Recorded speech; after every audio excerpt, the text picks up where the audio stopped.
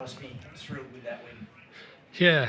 No, we're really ecstatic with that win. That's a huge performance. To come over here 5 days and a travel is hard to do, and we didn't want to understate or overstate it before the game, but we knew it was going to be a big challenge. I want to give a massive shout out to Jared Wade and our high performance team to get everybody to be able to perform like they did tonight was a real challenge, and there's a lot of planning that goes into that. So we're very lucky. We feel like we've got the best team in the AFL right now to get the job done tonight.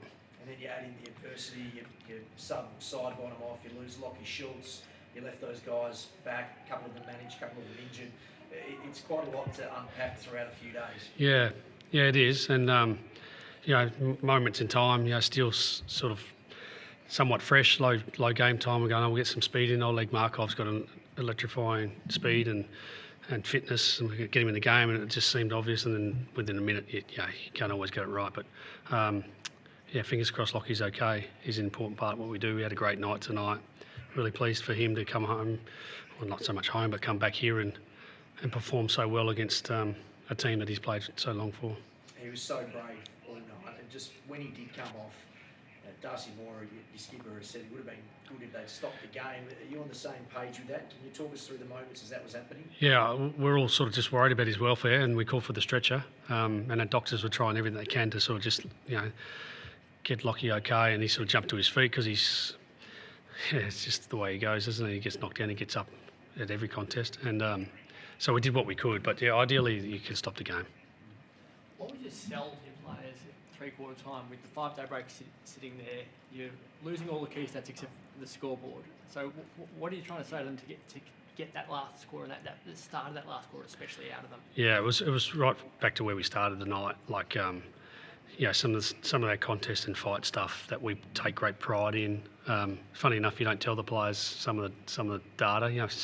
To win a game with 34 inside 50s, that's not sustainable. But it just shows how good our backs were, and then how good our forwards were when we got the territory. We're scoring at such a high rate when we went inside 50, and then our backs were just had an incredible intercept night. Darcy Moore and Howie. So we had to win a different way.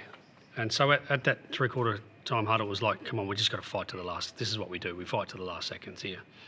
And then you get the brilliance of Jamie Elliott to step up when we need big moments, and amongst other things. So when you've left a lot of the senior guys at home, to have him be able to be that leader when it really mattered, how important is that for you as a club?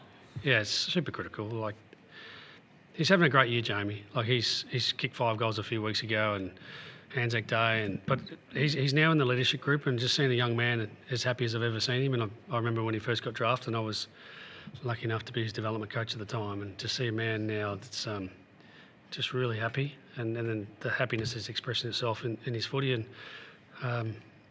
he's just handling the big moments, as he always has. As a coach, you've never lost flying west, and any time you've gone, it's up to 10 games now. Is that right? Yeah, that's right. What is it about this team under your tenure that you just travel really, really well and you come back with at least half the points or all of the points? Oh, look, I'm not sure if we've got a formula other than that. We'd like to turn up wherever we go. We're very grateful for our Collingwood supporters who travelled over, and there's lots of them. We had 1,000 at training yesterday, and a big loud army tonight. So that's really important to us. Where we turn up for our fans, and we appreciate when they turn up. I suppose consistency. We want to play a certain model. Tonight we didn't get the game, and credit to Freo.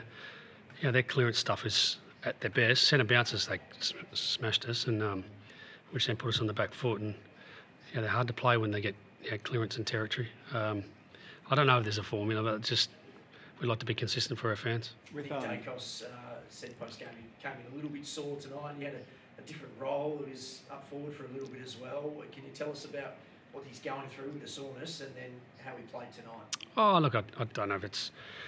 I think most players come into the game, 5 days after the last game, just with a bit of something going on, and that's why, again, with a man down and low rotations, we just take this win with huge excitement, and we want to celebrate it. This is a big win. We want to sit in it, and Nick has this incredible ability to play multiple roles for us. When he's getting tagged, we go, well, how about see if they can go and play deep on him? And he gets 2 shots at goal and looked really dangerous for a period there when we needed it. No, we've got some flexibility in our team, and we're really proud of that.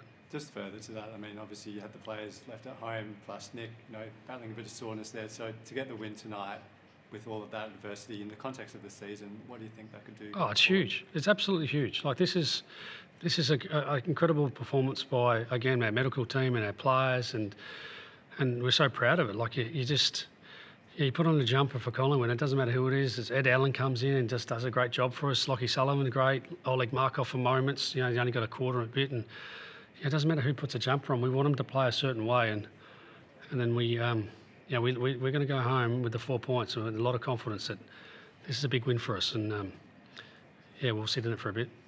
And just circling back to the Schultz incident, I mean, it seemed obvious from everyone that there was a big incident there and he needed to be taken care of. What was it like for you as a coach seeing your play down and play still happening?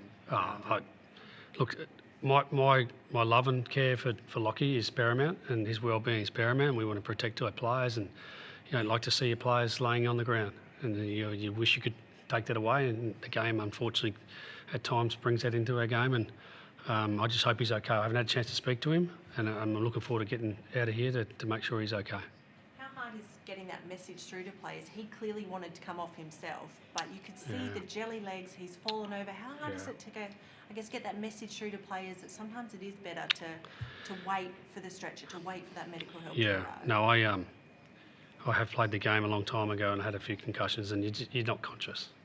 Your subconscious in Lachie wants to get up, knock down, get up again. That's what my dad used to say to me all the time: get knocked down, get up.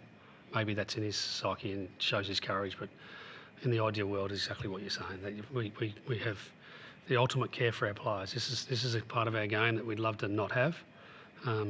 Lots of players in the past have had to live this, and we're making changes to make our players safer and the environment safer for our players. It's been a big few weeks for Jack Crisp. Did he take that missed shot after the siren personally tonight?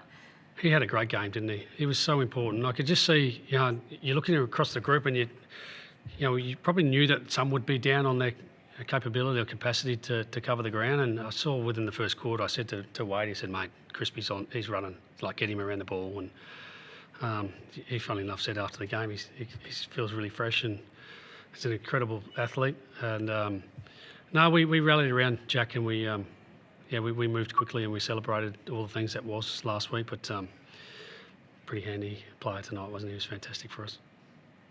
Thanks, everyone. Thanks, guys. Yeah. Good luck for the rest of the year.